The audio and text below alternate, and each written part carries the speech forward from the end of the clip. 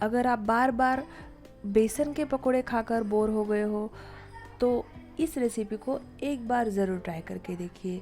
कम oil में बनने वाला ये टेस्टी और हेल्दी नाश्ता है। आप इसे बर्गर में भी यूज़ कर सकते हैं टिक्की की तरह, या फिर जैसे चाहे वैसे खाइए, आपका मन बहुत ही प्रफुल्लित होगा। एक बार इस रेसिपी को ज़रूर ट्राई करके देखिए।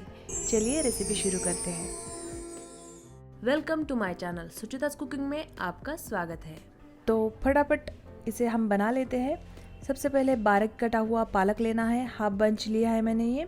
उसी के साथ भीगी हुई मूंग की दाल है ये, 1 कटोरी मैंने ये भीगी हुई मूंग की दाल ली है। और उसी के साथ 2 कटोरी, यानी कि आप जितनी मूंग की दाल लेते हैं उसका डबल हमें साबूदाना लेना है। तो 2 कटोरी मैंने यहाँ पे साबूदाना ऐड किया है।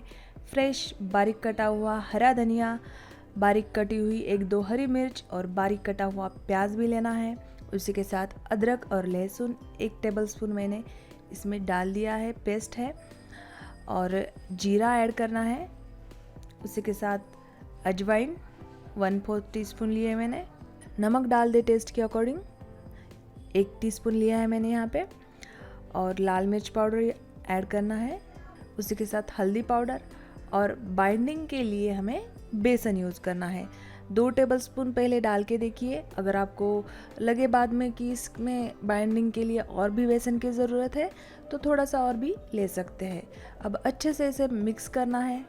एकदम फटाफट से बनने वाली रेसिपी है।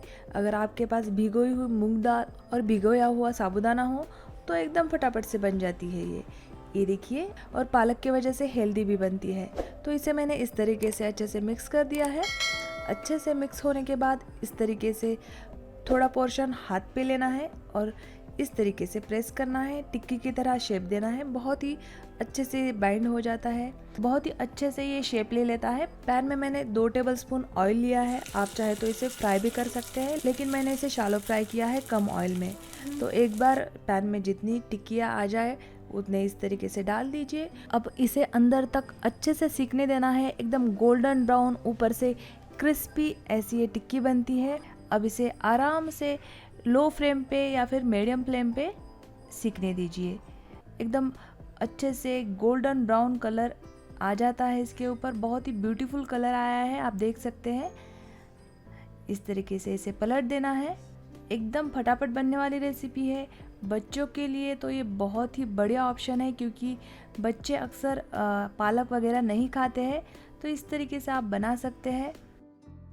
और मैंने इसमें भिगोया हुआ साबूदाना डाला है तो वो बहुत ही अच्छे से क्रिस्पी टेक्सचर लेता है। अब इसे फटाफट से निकाल लीजिए और गर्मा गर्म सर्व कर लीजिए।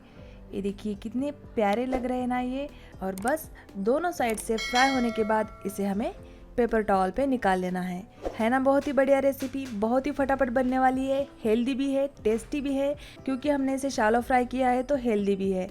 ये देखिए एकदम टेस्टी लगती है। ये देखिए इसका टेक्सचर कितनी बढ़िया दिख रही है। और इसे सॉस के साथ भी खा सकते हैं या फिर बिना सॉस के साथ भी खाए तो बहुत ही टेस्टी लगती है। अगर आपको ये सिंपल सी रेसिपी पसंद आई है तो प्लीज़ वीडियो को लाइक कीजिए, चैनल को सब्सक्राइब कीजिए और ज़्यादा से ज़्यादा शेयर कीजिए। मिलते हैं अगले रेसिपी में। Thanks for watching and please hit the like button.